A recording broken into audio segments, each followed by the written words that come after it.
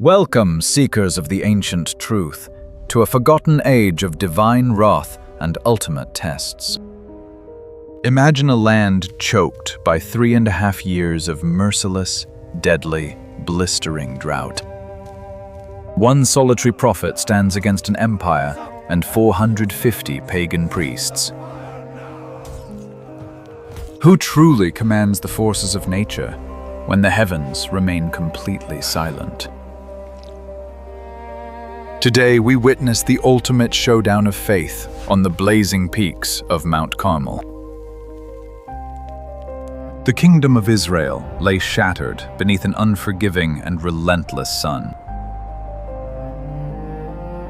For 42 grueling months, not a single drop of rain had touched the cracked, barren earth. Mighty rivers turned to dry dust, and fertile valleys became lifeless graveyards for livestock. According to ancient texts, this devastation was a direct curse from the Almighty. A brutal punishment for a nation that had completely abandoned their sacred covenant. King Ahab ruled over this dying realm, projecting wealth while his people starved in the streets. Driven by the wicked queen Jezebel, the royal court had embraced the dark thunder god Baal. They erected lavish, crimson-stained altars across the land, defying the ancient commandments. Yet despite their countless sacrifices, the pagan sky god refused to bring the vital rain. Desperation consumed the monarch as he desperately searched the wasteland for hidden water. It was in this desolate wilderness that the fearsome prophet Elijah confronted the king. Ahab glared at the solitary man, accusing him of bringing this endless ruin to Israel. But the fierce prophet stood tall and unshaken, reflecting the undeniable power of his God. He boldly declared that the king's idolatry had cursed the land and demanded a final test. Gather all of Israel, he commanded, along with the 450 prophets of Baal. Bring them to the soaring peaks of Mount Carmel, where we shall settle this conflict forever. With no other options left to save his dying kingdom, the anxious king accepted the challenge. Word of the ultimate spiritual showdown spread rapidly across the devastated countryside. Thousands of exhausted, starving citizens dragged themselves toward the barren mountain summit. They came seeking answers, desperate to witness a miracle that could end their endless suffering. On one side stood the powerful pagan priests, adorned in terrifying bronze and tribal paint. On the other side stood Elijah alone, wearing a simple, rough mantle of woven animal hair. The prophet addressed the divided nation, his booming voice echoing across the silent rocks. How long will you waver between two opposing paths, paralyzed by your own blind hesitation? If the Lord is God, follow him. But if Baal is truly the master, then give him your worship. The vast crowd remained completely silent, too afraid of the royal guards to speak a single word. Elijah proposed a simple, yet terrifying challenge to prove the true master of the elements. 2 magnificent bulls would be prepared for sacrifice and placed upon 2 separate wooden altars. However, under strict observation, absolutely no human hands were allowed to light the fire. The God who answers by sending fire from the heavens, he alone shall be recognized as Lord.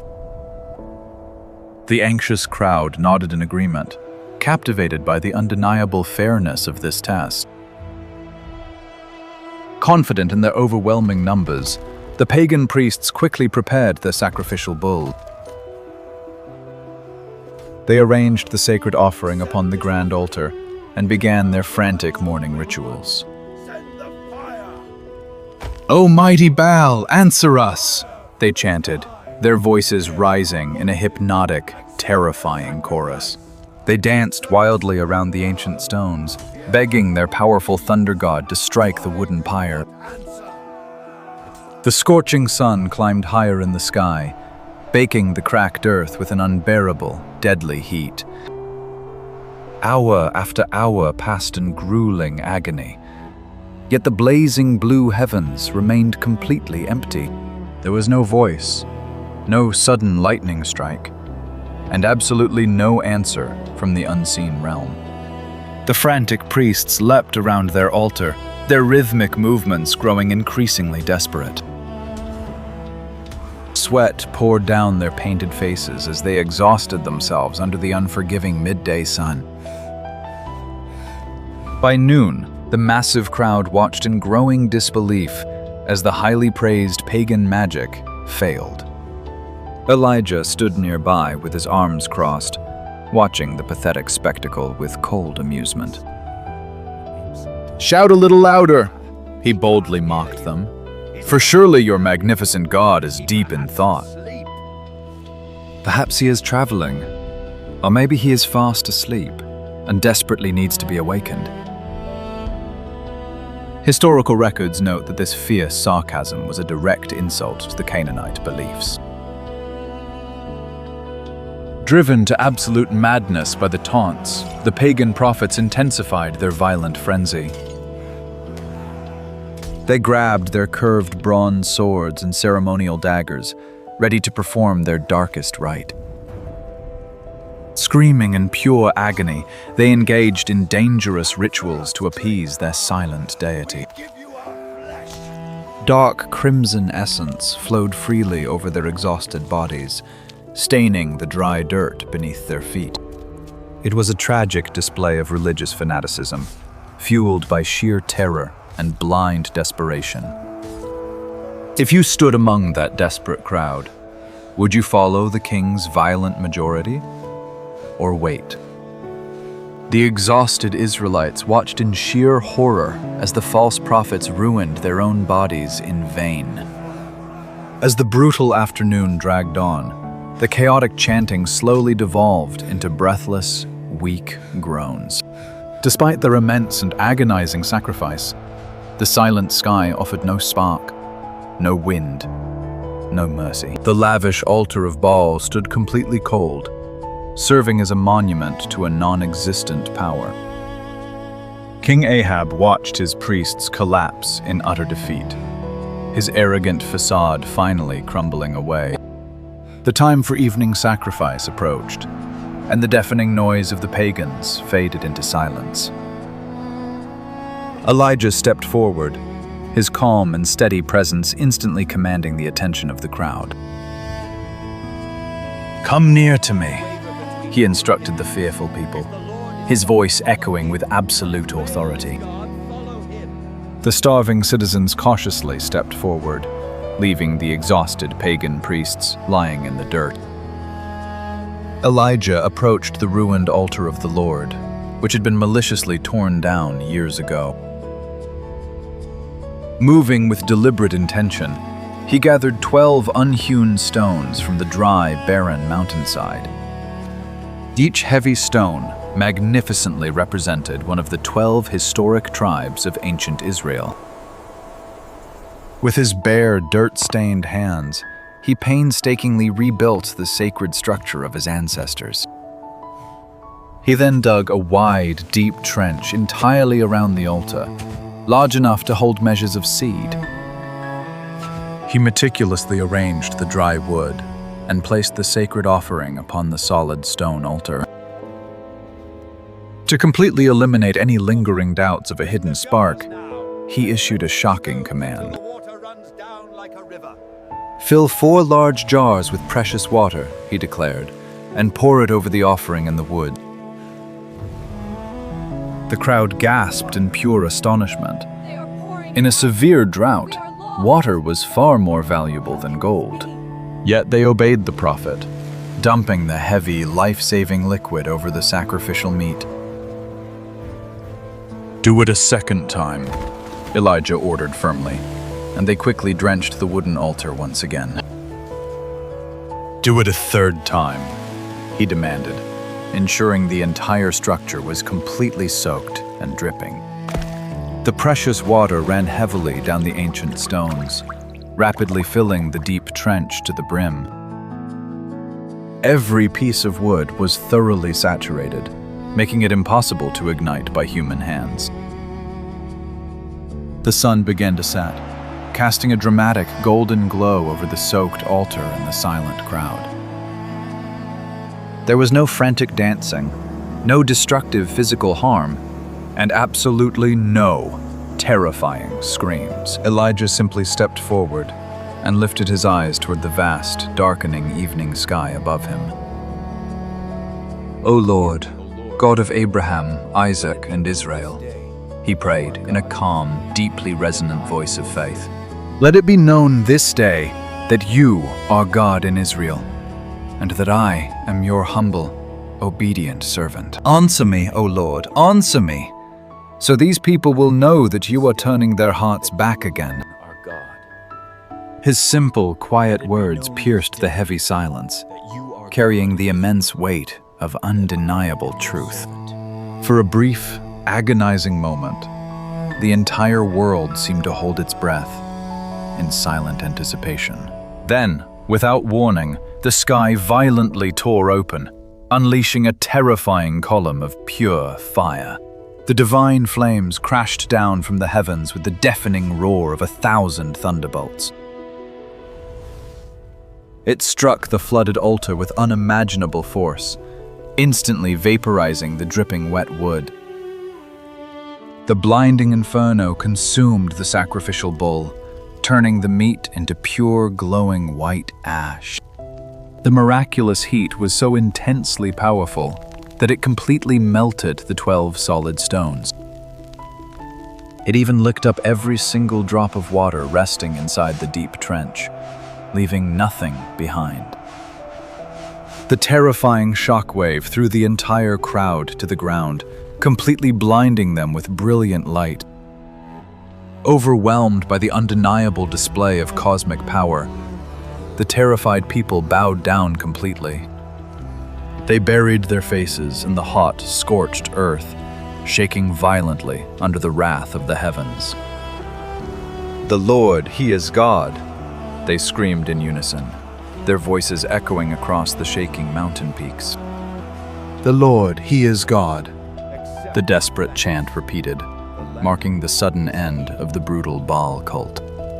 The arrogant King Ahab watched in absolute horror, entirely paralyzed by the divine spectacle.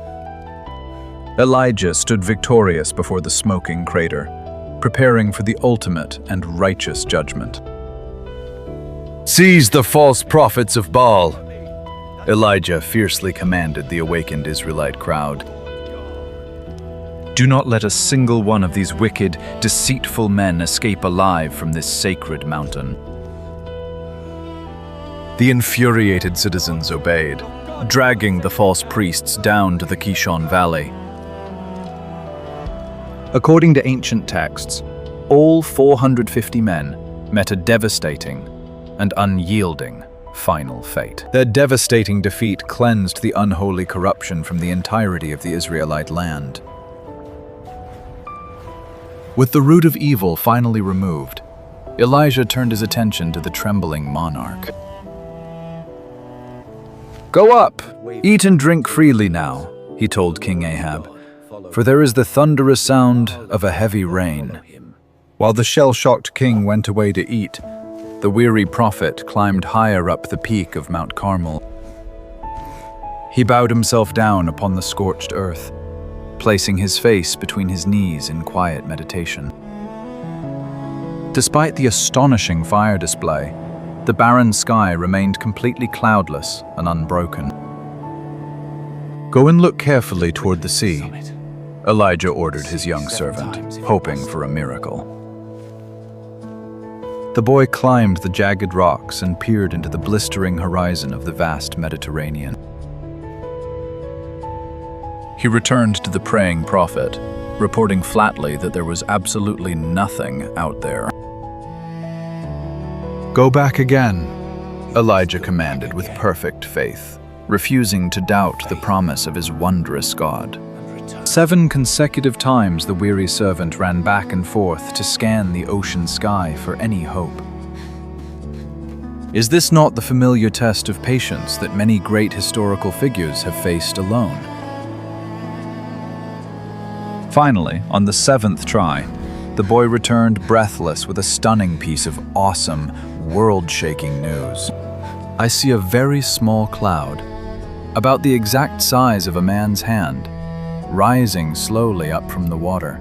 Elijah stood up from the dirty ground, knowing with absolute certainty that the mighty flood was here. "Go quickly to Ahab," the prophet commanded. "Tell him to hitch his chariot and rush down to the valley. Warn the despicable king to flee the mountain quickly, before the violent and massive rainstorm stops him."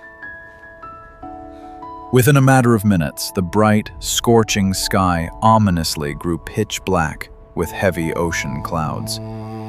The forbidding silence was shattered by a roaring wind ripping across the ancient Israeli mountain peaks. And then, the amazing miracle finally began, as large, cold water drops smattered on the dry dirt. A deluge of epic proportions poured down from above, washing the grim corruption from the broken earth. Ahab scrambled into his royal chariot, driving his stallions to escape the dangerous rising waters. The panic-stricken king rode desperately toward Jezreel, leaving his defeated false priests far behind him. Meanwhile, the amazing power of the Lord came mightily upon the soaking wet, triumphant prophet. Elijah tucked his rugged animal hair mantle into his wide leather belt to prepare for a mad dash. Despite his advanced age, he bravely sprinted ahead of Ahab's speeding chariot through the blinding rainstorm. He sprinted all the way to the valley entrance, propelled only by a wondrous, supernatural force. This astonishing physical endurance was the ultimate mockery of the weak pagan king. The triumph at Mount Carmel remains one of the most dramatic spiritual conflicts in human history. A decisive moment where elemental powers clashed and a nation was forced to choose its true pathway. Yet, as many scholars note, this tremendous victory did not completely cure the rot of the nation. The wicked Queen Jezebel still held enormous influence inside her heavily guarded royal palace. The deadly drought had finally ended, but the dangerous spiritual war was only just beginning. Elijah would soon face an assassination threat that would force him to run to the barren wilderness. For now, the thunderstorm raging over Israel was a mighty testament to the true Creator. A reminder that religious tyranny, no matter how loud, falls to a single spark from heaven. This epic altar story inspires millions to courageously stand against a wicked majority. In a world obsessed with flashy idols, true authority is found in quietness and perfect faith. But our historical journey through the turbulent ancient kingdoms of Israel is far from over. The inevitable judgment was only delayed by a few decades, while darkness builds along the border. Soon, the loud hoofbeats of the brutal Babylonian Empire will shake the iron walls of Jerusalem. Despite the incessant warnings of godly prophets, both grand kingdoms face a disastrous and tragic fall. What horrifying national tragedy awaits the chosen people across the blistering desert sands? Elijah's victory was absolute, yet the nation's spiritual rot remained deeply entrenched. Do you believe his decisive banishment of the false prophets was justified or too extreme? Tell us. If this epic journey inspired you, Please like, share, and subscribe for more historical deep dives.